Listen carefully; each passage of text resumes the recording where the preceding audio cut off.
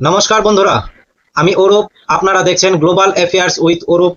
আজ আমরা এমন একটি বিষয় নিয়ে আলোচনা করব যা 2026 সালে বর্তমানে বিশ্ব রাজনীতির মোড় ঘুরিয়ে দিচ্ছে। আপনারা কি জানেন বর্তমানে লোহিত সাগর আর কোনো সাধারণ সমুদ্র পথ নেই? এটি একটি কিনেটিক কিল জোনে পরিণত হয়েছে।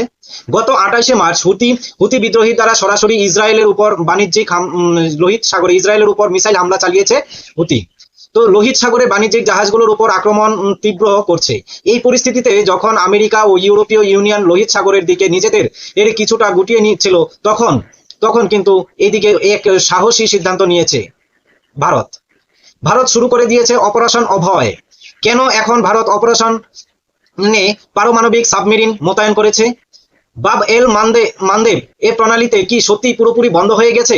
আজ ভিডিওতে আমরা এই ঐতিহাসিক রণকৌশল নিয়ে চুল বিশ্লেষণ করব। অবশ্যই পাশে থাকবে।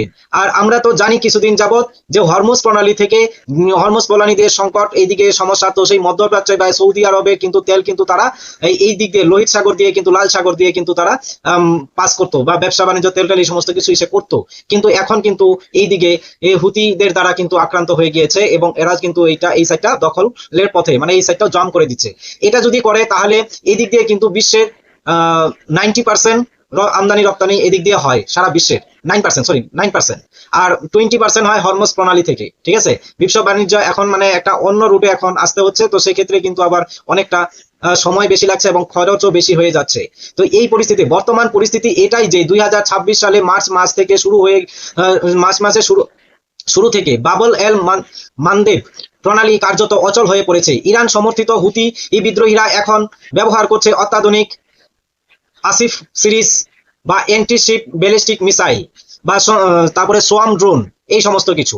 এদের লক্ষ্য শুধু জাহাজ ডুবানো নয়, এবং পুরো লোহিত সাগরকে বাণিজ্য থেকে বিচ্ছিন্ন করে দেওয়া। আপনি শুনলে অবাক হয়ে যাবেন যে বর্তমানে প্রায় 1 ট্রিলিয়ন বার্ষিক বাণিজ্য থমকে দাঁড়িয়েছে। বড় বড় জাহাজ কোম্পানি এখন আফ্রিকা ঘুরে ঘুরে যাতায়াত করতে বাধ্য হচ্ছে, যার ফলে পণ্যের দাম হু হু করে বাড়ছে। কিন্তু ভারতের কাছে এটি শুধু বাণিজ্যের প্রশ্ন নয়, এটি ভারতের জাতীয় নিরাপত্তার প্রশ্ন। কারণ লোহিত সাগর হওয়ার অর্থ হলো ভারতের জ্বালানি তেল সরবরাহ ব্যাহত হলে কিন্তু এই জ্বালানি তেল ও সরবরাহের একটি বড় ধাক্কা হয়ে যাচ্ছে। কাজেই বর্তমানে যে আমরা লোহিত সাগরের যে সমস্যাটা, এটা কিন্তু যদি হয়ে যায়, এটা যদি পুরোপুরি অ্যাক্টিভ হয়ে যায়, তাহলে কিন্তু দক্ষিণ এশিয়া মানে ভারতবর্ষের ক্ষেত্রে কিন্তু একটি সংকটের সময়। এই সংকটকালে ভারত তার ট্রাম্প কার্ড খেলে দিয়েছে। ভারত তার একটি দাবার চাল এমন ভাবে চেলে দিয়েছে, সেটা কিন্তু একটা নতুন একটি অপারেশন শুরু করে দিয়েছে। সেই অপারেশনটির নাম হচ্ছে অভয়। এটি কোনো সাধারণ মিশন নয়। এর অধীনে ভারতীয় পতাকাবাহী যে কোনো বাণিজ্যিক জাহাজ অথবা ভারতের উদ্দেশ্যে স্ট্র্যাটেজিক কার্গো বহনকারী জাহাজগুলোকে 24 ঘন্টা সশস্ত্র এসকর্ট বা সুরক্ষা দিয়ে ভারতীয় নৌবাহিনী দিচ্ছে হলো ভারতীয় নৌবাহিনী। আগে আমরা অপারেশন সংকল্প দেখেছিলাম, যেটা এই ছিল হলো হরমুজ প্রণালী বা এই জলদস্যু দমনের জন্য ছিল।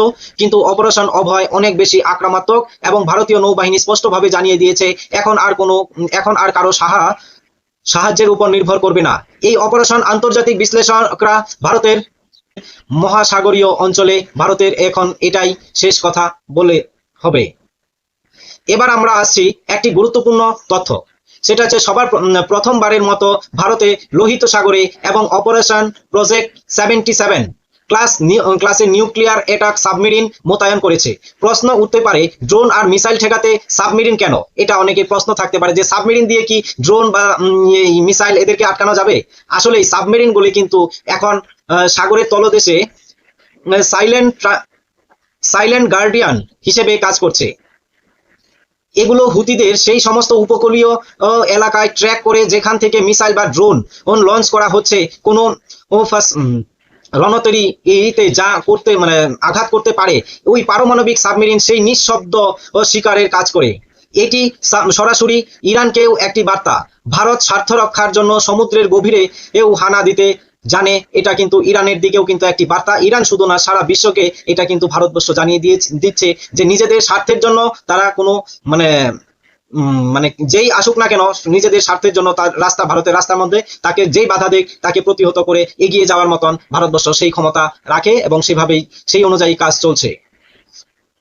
বন্ধুরা, ভারত শুধু সামরিক শক্তি দেখাচ্ছে না, বরং কূটনৈতিকভাবেও নেতৃত্ব দিচ্ছে। গত 27শে মার্চ 2026 তারিখে কোচিতে অনুষ্ঠিত হলো INSIXEX TTX 2026।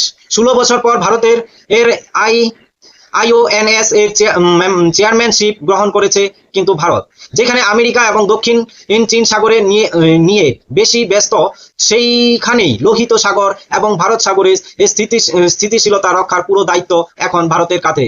আপনারা ভাবুন যে এখন কিন্তু ভারত নৌবাহিনীর হেল্প খুঁজছে অন্যান্য জায়গায়, কারণ আমেরিকাকে ত্যাগ করে কিন্তু ভারতের হেল্প অন্যান্য বিশ্বের যে সমস্ত জাহাজগুলো বিপদে পড়েছে তারাও কিন্তু এখন ভারতের নৌবাহিনীর হেল্প করছে। গত 4 মার্চ ইরানি জাহাজ IRIS ডেনাকে ভারত যেভাবে উদ্ধার করলো তা প্রমাণ করে দেয় যে বর্তমান ভারত এই অঞ্চলে একমাত্র নেট সিকিউরিটি প্রোটেক্টিভ। সুতরাং লোহিত সাগরের সংকট ভারতকে এক নতুন পথ বা বিশ্বের সামনে তুলে ধরছে। ভারত এখন শুধু আলোচনার টেবিলে বসতে সিদ্ধান্ত নেবে না, বরং সাগরের নীল জলরাশিতে অভয় এবং পারমাণবিক সাবমেরিন মোতায়েন করে এই দুটি পদক্ষেপে বলে দিয়েছে যে ভারত এখন ইতিহাসের পাইলট নিজেই। আপনি কি মনে করেন ভারত কি আমেরিকার বদলে লোহিত সাগরের নতুন রক্ষক হয়ে উঠতে পারবে? আপনার মতে অবশ্যই কমেন্টে জানাবেন। আর ভিডিওটি ইনফরমেটিভ মনে হলে অবশ্যই শেয়ার করবেন এবং অন্যকে দেখার সুযোগ করে দিবেন। এবং আবারও দেখা হবে। আর যদি ভালো লাগে অবশ্যই লাইক কমেন্ট শেয়ার করে, যারা নতুন চ্যানেলটাকে সাবস্ক্রাইব করেনি অবশ্যই চ্যানেলটিকে সাবস্ক্রাইব করে দিবে। দেখা হবে পরের ভিডিওতে। জয় হিন্দ, ভারত মাতা কি জয়।